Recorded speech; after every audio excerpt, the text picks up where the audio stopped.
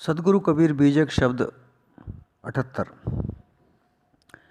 अब हम जानिया हो हरि बाजी को खेल, डंक बजाए दिखाए तमाशा बहुरी लेत सकेल। हरि बाजी सुर नर मुनि जहड़े माया चाटक लाया, घर में डार सकल भर माया हृदया ज्ञान न आया।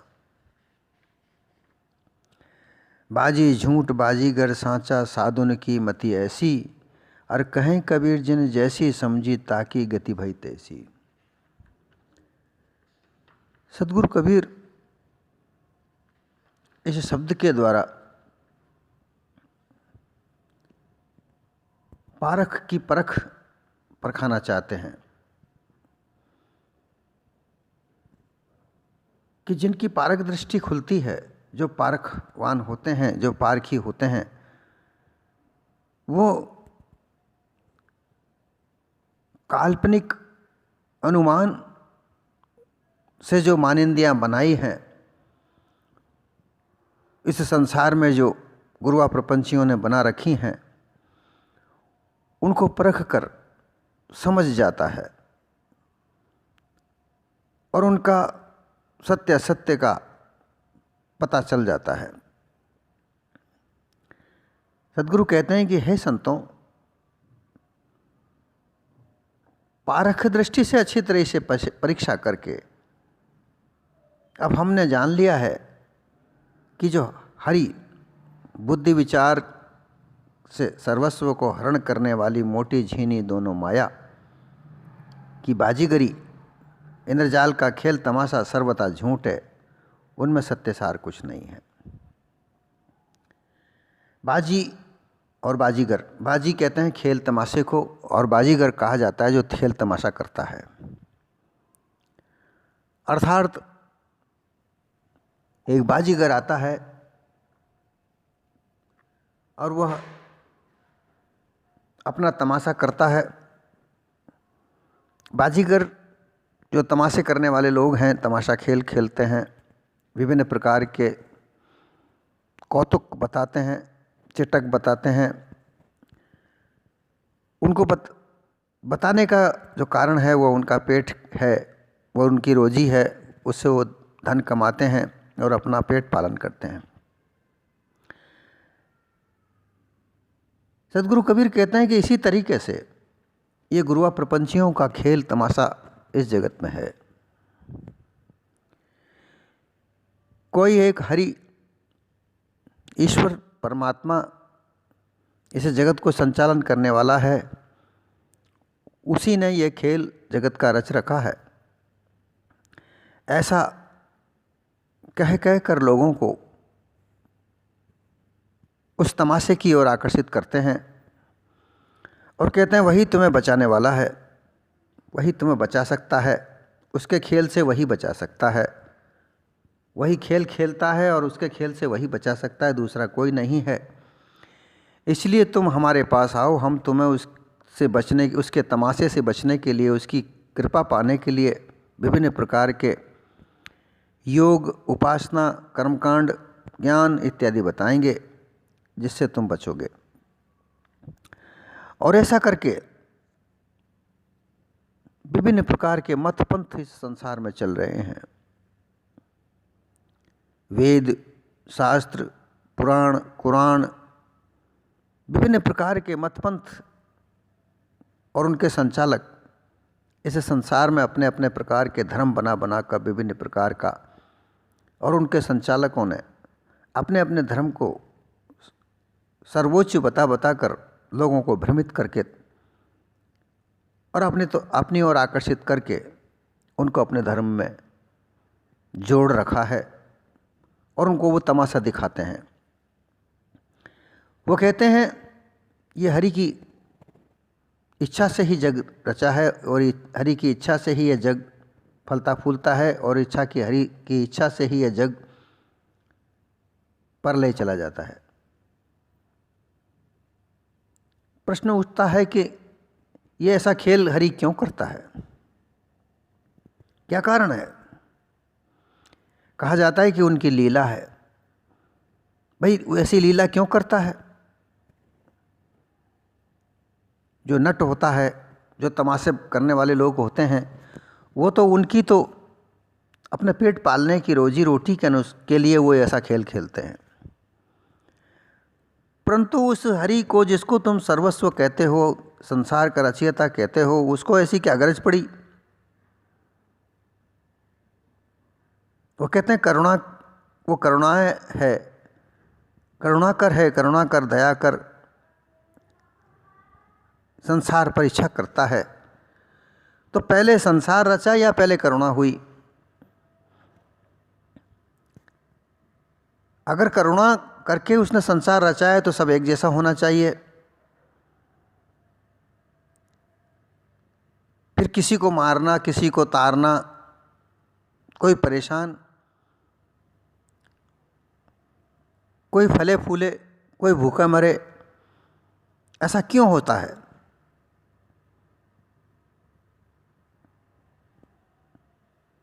इसका कोई जवाब नहीं। सदगुरु कहते हैं कि बिना पारख ये वाणी जाल, एक कल्पना, अबोध लोग उलझे पड़े हैं। ये बात मैं जान गया हूँ कि गुरुओं के प्रपंचियों की प्रपंच है, ये इनकी चालबाजी है। बाजीगर तो ये हैं, झूठे बाजीगर, जो तमाशा खेल तमाशा करके लोगों को उलझाते हैं। अथवा तो ऐसा कोई इस संसार में अन्य करता है नहीं, केवल जीव संसार में, चैतन्य जीव जो है यही करता है, यही धरता है, यही भरता है।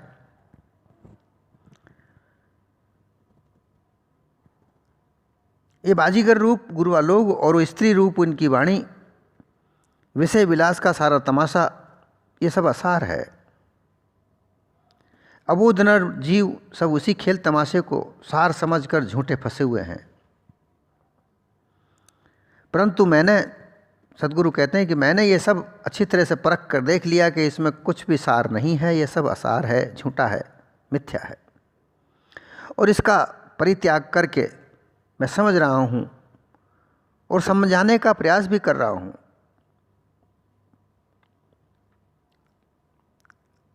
डंक बजाए दिखाए तमाशा, बहुरी लेत सकेल।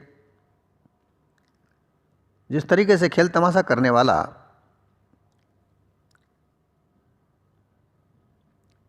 कहीं एक जगह आता है, वो ढोल बजाकर आकर्षित करता है, उसको ढोल को सुनकर सब लोग आकर्षित होते हैं और वो जो जहाँ खड़ा होता है वहाँ सब लोग इकट्ठा होते हैं। फिर वो ढिंडोरा पीटता है, डमरू ढोल बजाता है, कहता है कि आइए आइए, मैं तमाशा दिखाऊंगा, मैं ऐसा आकर्षक तमाशा दिखाऊंगा जो तुमने कभी पहले नहीं देखा होगा। फिर अपनी सारी सामग्रियों को वो एकत्रित करता है और तमाशा दिखाता है। जो वो चमत्कार दिखाता है वह सब उसके पास पहले से ही होते हैं, बस उसकी हाथ की सफाई और चालाकी से वो लोगों को भ्रमित करके ऐसा बताता है कि उसके जादू के जोर से उसने ये बनाए हैं। फिर तमाशा ख़त्म करके जो लोग तमाशा देखते रहते हैं वो उसे कुछ पैसा देते हैं। वो उन पैसों को लेकर और सारा सामान समेट कर अपने चल देता है। बहुरी लेत सकेल, अर्थात फिर बाद में तमाशा ख़त्म करके और वो सारा सामान सकेल का मतलब समेट लेता है। इसी तरीके से गुरुआ प्रपंच लोग भी अपना तमाशा दिखाते हैं। कोई योगी योग का तमाशा दिखाते हैं, कोई ब्रह्म ज्ञान का तमाशा दिखाते हैं, कोई भक्ति का, और उनकी अपनी अपनी कलाओं में लोगों को आकर्षित करके उनसे जोड़ते हैं, शिष्य बनाते हैं, प्रशिष्य बनाते हैं और अपना मत पंथ चलाते हैं। और फिर उससे जो उनके भेंट पूजा आती है वो धन को समेट लेते हैं। परंतु उससे जो लोग उनका तमाशा देखते हैं उनसे कोई मुक्त पदार्थ नहीं प्राप्त होता।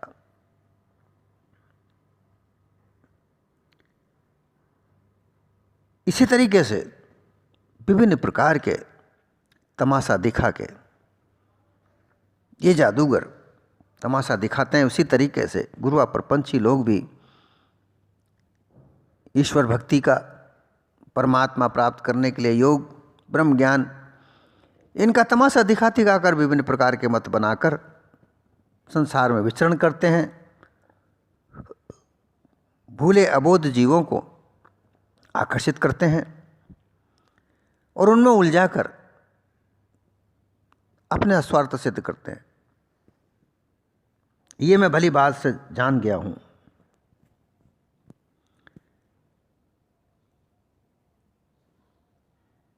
विभिन्न प्रकार के स्वांग रचकर, विभिन्न प्रकार के भाव, विभिन्न प्रकार की मुद्राएं बना बना कर लोगों को आकर्षित करना इनको खूब आता है। इसी प्रकार से इस संसार में झूठा विषयों का खेल है, उसी में यह भोला भाला जीव फंसा हुआ है। बल बुद्धि वीर धर्म परमार्थ धन को भी खूब लूट लाता है। ये गुरुआ प्रपंच लोग खूब लूट मचाते हैं और आखिर में लग 84 जुआ जीवन की चक्रव्यूह में डाल देते हैं। मैं इन बाजीगरों को खूब अच्छी तरह से समझ गया हूँ, परख कर, पहचान कर इनके चक्रव्यूह में मैं नहीं उलझता। इस संसार के भोले वाले लोगों को भी नहीं उलझना चाहिए।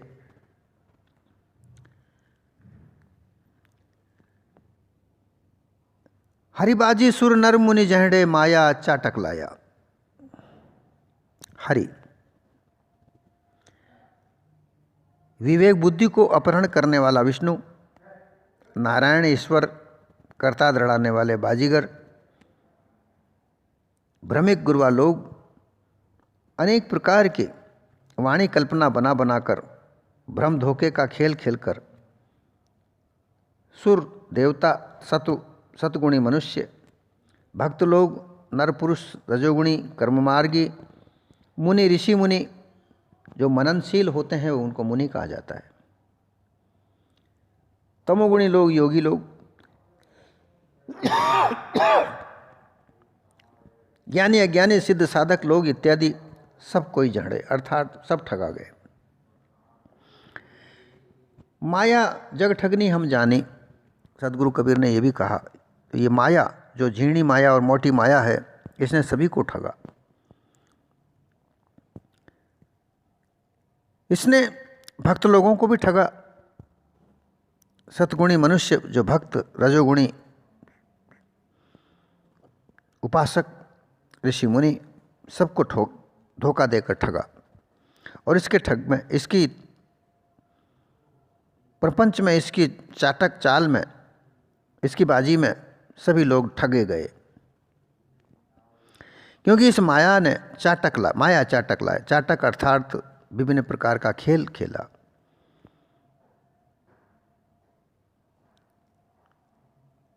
जादू विद्या का जो खेल खेला जाता है, विभिन्न प्रकार का भ्रम जाल से नज़र बंद करके तमाशा दिखाया जाता है, जो झूठा खेल है, जो धोखा है, इसको चाटक कहा जाता है। ये सब मायावी खेल तमाशा है। कोई ब्रह्म कहता है, कोई खुदा, कोई देवता, कोई सात स्वर्ग, कोई रिद्धि सिद्धि, ये सब मनोकामनाएं पूर्ण की जाएंगी, अंत में ब्रह्म में मिलकर निर्वाण मोक्ष पक्त हो जाएगा इत्यादि कहकर उनकी भ्रम चाट स्वाद कामना आदि माया जाल में लगा दी जाती है। सो उसी आसक्ति मानंदी ब्रह्म जाल में त्रिगुणी जीव, रजोगुणी, सतोगुणी और तमोगुणी, ये सब प्रकार के जो जीव हैं, ये बंधनों में पड़े हुए हैं। इनको विवेक विचार नहीं हुआ। हरण करने वाली मोहिनी स्त्री बाजीगरवत जादूगरनी बनी हुई है। ये माया हरण करने वाली, इसी को हरि कहा जाता है।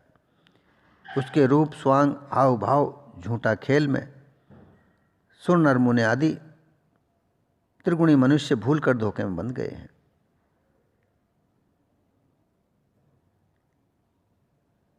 जीवन भर उसी में भूले रहकर पुनः मरकर 84 योनियों में चक्रव्यूह में जाते हैं।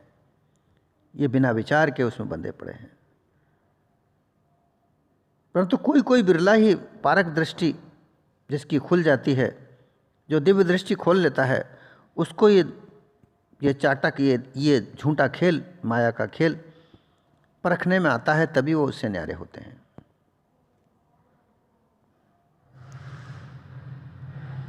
घर में डार सकल भरमाया, हृदय ज्ञान न आया।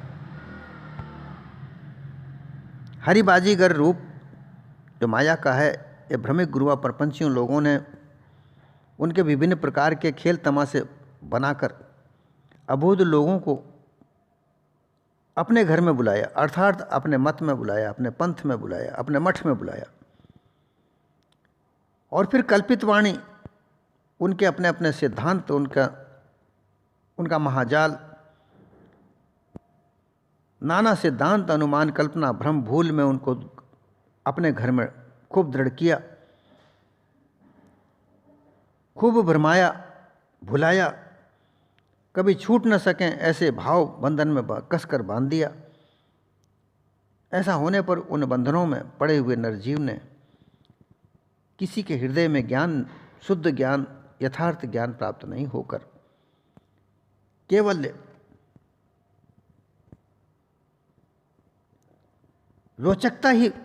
रोचक ज्ञान का ही प्रवेश हुआ। ज्ञान 3 प्रकार से होता है। एक भयानक, जिसमें ये चेटक करने वाले लोग, जो तमाशा करने वाले लोग भयभीत करते हैं, तुम ऐसा नहीं करोगे तो तुम्हारा ऐसा होगा, तुम ऐसा नहीं करोगे तुम्हारा ऐसा होगा, उनको भयभीत करते हैं। फिर दूसरा रोचकता, विभिन्न प्रकार की रोचक वाणियाँ उनको सुनाते हैं, जिसमें उनका मन गदगद होता है, अनन्य प्रेम जगाते हैं, परंतु इससे सत्य ज्ञान प्राप्त नहीं होता, विवेक विचार जागृत नहीं होता, निज चेतन स्वरूप पारक बोध उनमें नहीं जागृत होता। वो अंततः अपने से अलग कोई परमात्मा है ऐसा ही बोध धारण करते हैं, और मेरे अलावा कोई ब्रह्म, ईश्वर आदि मालिक है, वेद आदि सर्ववाणी नरजीव की मिथ्या कल्पना है, ये नहीं जान पाते और उस मिथ्या भ्रम धोखे में पड़कर अपना जीवन बर्बाद करते हैं, आवागमन के चक्र में पड़ते हैं। परंतु कोई कोई बिरले ही शुभ संस्कारी पुरुष हृदय में ज्ञान बोध, पारक बोध उत्पन्न होता है, क्योंकि वह सत्संग करते हैं, पारखी संतों का संग करते हैं, इसलिए वो इस माया जाल से छूट जाते हैं। और ऐसा माया जाल से छूटने वाला कोई कोई बिरला ही होता है। बाजे झूठ बाजीगर सांचा, साधुन की मति ऐसी।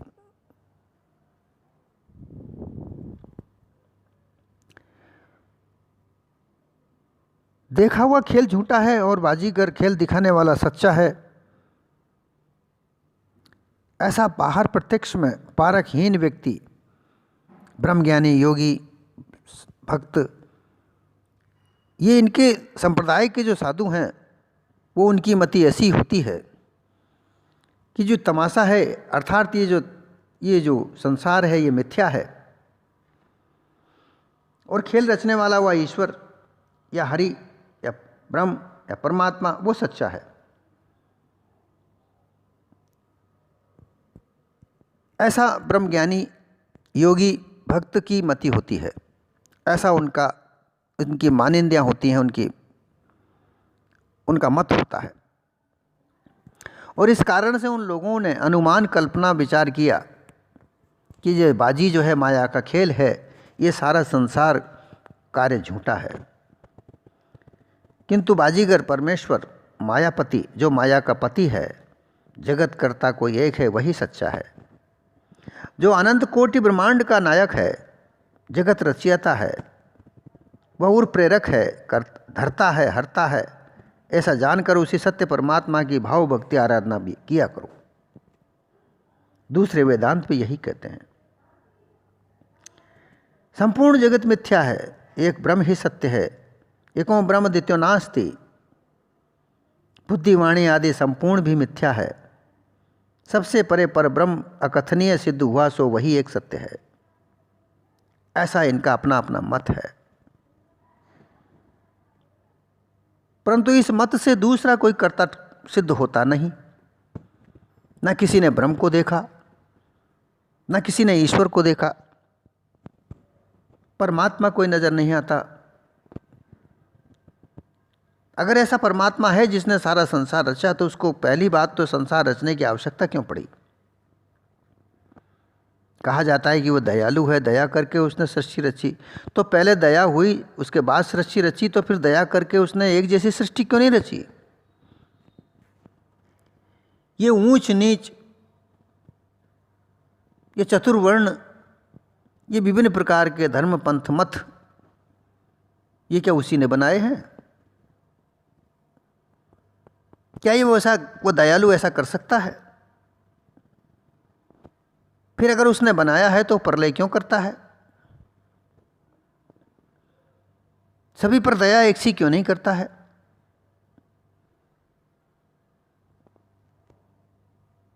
अर्थात ये सब धोखा है।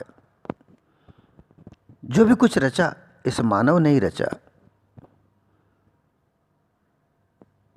ईश्वर कृष्ण ने अपनी कारिका में लिखा है कि ईश्वर से बड़ा कोई और नहीं है। इस दुनिया में कोई ईश्वर से बड़ा कोई नहीं है। परंतु मानव एक ऐसा है जो ये ईश्वर से भी बड़ा है। ईश से बड़ा और कोई दूसरा नहीं है, ऐसा ईश्वर कृष्ण की कारिका में कहा है। अर्थात ये मानव ही है, ये जितनी भी रचना की, ये धरती पर जो रचना है, ये संसार परिवर्तनशील है। ये अनादिकाल से आ रहा है, चला आ रहा है, जब से बना है, जब चला आ रहा है। ये मिथ्या नहीं है, सत्य है, लेकिन परिवर्तनशील है। पांचों तत्वों के पदार्थों से ये निर्मित होता है। पदार्थों में स्वतः अपनी क्रिया, अपनी चाल होती हैं, अपना अपना गुणधर्म होता है। अपने अपने पदार्थों के गुणधर्म से विभिन्न प्रकार के, हजारों प्रकार के पदार्थ बनते हैं। उन्हीं पदार्थों के सम्मिश्रण से यह देह बनती है। सृष्टि दो प्रकार की है, एक अनन्य सृष्टि है और एक आदि सृष्टि है और एक अनादि। एक नश्वर है और एक अनश्वर है। ये देह, ये नश्वर है, लेकिन बनी तो पांच तत्वों से ही। पांच तत्वों का गुणधर्म अलग, अपना अपना अलग अलग है। इसे किसी ने नहीं बनाया, और इनके अंदर जो गुण धर्म हैं वो अलग अलग किसी ने नहीं निर्मित किए, वो स्वतः अपने आप से हैं। इसलिए ये धोखा प्रपंच है। इस धोखे प्रपंच को मैंने जान लिया है। सदगुरु कहते हैं कि ऐसा जानना चाहिए और जानकर इनसे अलग हो जाना चाहिए।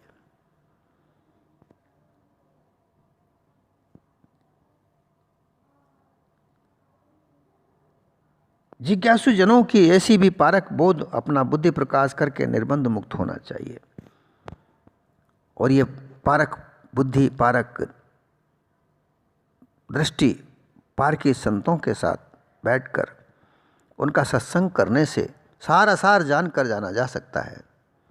अन्यथा तो योगी, ब्रह्मज्ञानी, भक्त ये असार वस्तु को सार कहते हैं। और मिथ्या कल्पना को, अनुमान से विभिन्न प्रकार की रोचक वाणियों को कल्पित करके और संसार में फैलाते हैं। विभिन्न प्रकार के ग्रंथ, मत, पंथ बनाकर लोगों को रोचकता से उलझाकर चक्रव्यूह में डालते हैं। ये बाजीगर का खेल मिथ्या खेल है, ये धोखा है। इस धोखे से निकलने के लिए पारखी संतों का संग करना चाहिए। बिना पारक सत्संग के ये मिथ्या धोखा मिट नहीं सकता। कहें कबीर जिन जैसी समझी ताकि गई मति देसी। सदगुरु कहते हैं कि मैंने तो परख दृष्टि से सार असार को समझकर, सारा सार समझकर और ये मिथ्या बाजीगर के खेल को जाना और उसको त्याग दिया है। परंतु कोई कोई ही ऐसा जान पाएगा। विभिन्न प्रकार के लोगों की जैसी जैसी मति है, जिन्होंने जैसा समझा उनकी वैसी ही गति हुई है। मैं तो निश्चल अविनाशी होकर इस खेल को जान चुका हूं और इसको त्याग भी दिया हूं। पारखहीन मनुष्य जीव कहीं योगी, कहीं ज्ञानी, विज्ञानी, भक्त, कर्मकांडी एवं विषयासक्त संसारी गृहस्थ होकर के चारों आश्रमों में जा जाकर वहां पर जैसा है, जैसा समझाने वाले गुरु मिलते हैं वो उनको समझाते हैं और वैसी ही उनकी मति बनती है। सदगुरु कबीर ने एक जगह कहा है कि कुल प्रमाणे जल प्रमाणे माछ लीर, कुल प्रमाणे बुद्धि, जिसको जैसा गुरु मिला बाकी वैसी मत शुद्धि। अर्थात जल को देखकर, जल के प्रमाण को देखकर यह अंदाज़ा लगा लेते हैं कि इसमें कितनी बड़ी बड़ी मछलियाँ होंगी, और जैसा जिसका कुल होता है उसी प्रकार की उसकी बुद्धि बनती है, और जैसा जिसको जैसा गुरु मिलता है उसकी वैसी गुरु उस बुद्धि की शुद्धि होती है। ब्रह्मज्ञानी गुरु ब्रह्मज्ञान देकर उसकी बुद्धि को ब्रह्मज्ञान में लगाता है। योगी परमात्मा को प्राप्त करने के लिए योग क्रिया में उसको लगाता है। भक्त ईश्वर भक्ति में लगाकर उसको ईश्वर प्राप्त करने के लिए लगाता है। कर्मकांडी कर्म कांड में लगाकर उसको वैसी ही बुद्धि बताता है। जैसी जिसकी मति होती है उसी तरीके से उसकी अपने अपने गुरुओं से प्राप्त की जाने वाली मति उसकी बनती है, और उस मति के अनुसार ही उसके अंदर आचार विचार व्यवहार और प्रसार बनता है। वह उसी के आधार पर ऐसे सोचता है, विचारता है, वैसे ही उसकी वृत्ति होती हैं, वैसा ही उसका संसार होता है, वो वैसा ही सोचता है। परंतु पारक दृष्टि खोलने के लिए, पारक प्राप्त करने के लिए पार के संतों का सत्संग करना होता है, जहाँ सार असार का निर्णय करके जो सार वस्तु है उसको परखाया जाता है। कर्म कांड में काल है, जहाँ काल का पसारा बताया जाता है। उपासना में ईश्वर को लेकर संधि की जाती है कि वह ईश्वर है, वह करता है, वही तुम्हारा भला करेगा, उसी से तुम्हारे सारे मनोकामनाएं पूर्ण होंगी। ब्रह्म ज्ञान झाई है, जहाँ से गिर के आवागमन के चक्रव्यूह में गिर जाता है। योग क्रिया संधि है, इस तरीके से काल संधि झाई। और चौथा सत्सार है, जो पार के साधुओं के पास प्राप्त होता है, पार के संतों के सत्संग में प्राप्त होता है। ये सत्य असत्य का निर्णय करके सत्य यथार्थ वस्तु को परखाते हैं, और जिसे जानकर किसी अन्य वस्तु को जानने की आवश्यकता नहीं रह जाती। इसलिए सतगुरु कबीर कहते हैं कि अब मैं जाना हो, जब पारखी संतों की सत्संग में जाता है, सत्य यथार्थ को जान लेता है, तब यह जीव चैतन्य स्वरूप निज पद में स्थित होकर कहता है, अब मैं जानिया हो हरिबाजी को खेल। अर्थात ये जो झूठा मिथ्या खेल है, इसको मैं जान चुका हूँ, परख चुका हूँ, और अपने सत्य स्वरूप निज स्वरूप को प्राप्त करके मैं उसमें स्थित हो चुका हूँ। अब मुझे किसी प्रकार का धोखा नहीं है। मैं इस झूठी माया से, झूठे प्रपंच से निकलकर बाहर आकर सत्य यथार्थ पद में स्थित हो चुका हूँ, अपने निस्वरूप में स्थित हो चुका हूँ, जहाँ किसी और अन्य वस्तु की प्राप्त करने की जिज्ञासा नहीं रह जाती, जहाँ विश्रांत होकर निराश होकर अपने आप में स्थित हूँ, कहीं और आना ना कहीं जाना, आवागमन से पूर्णतया रहित मैं स्वतः स्थित हूँ।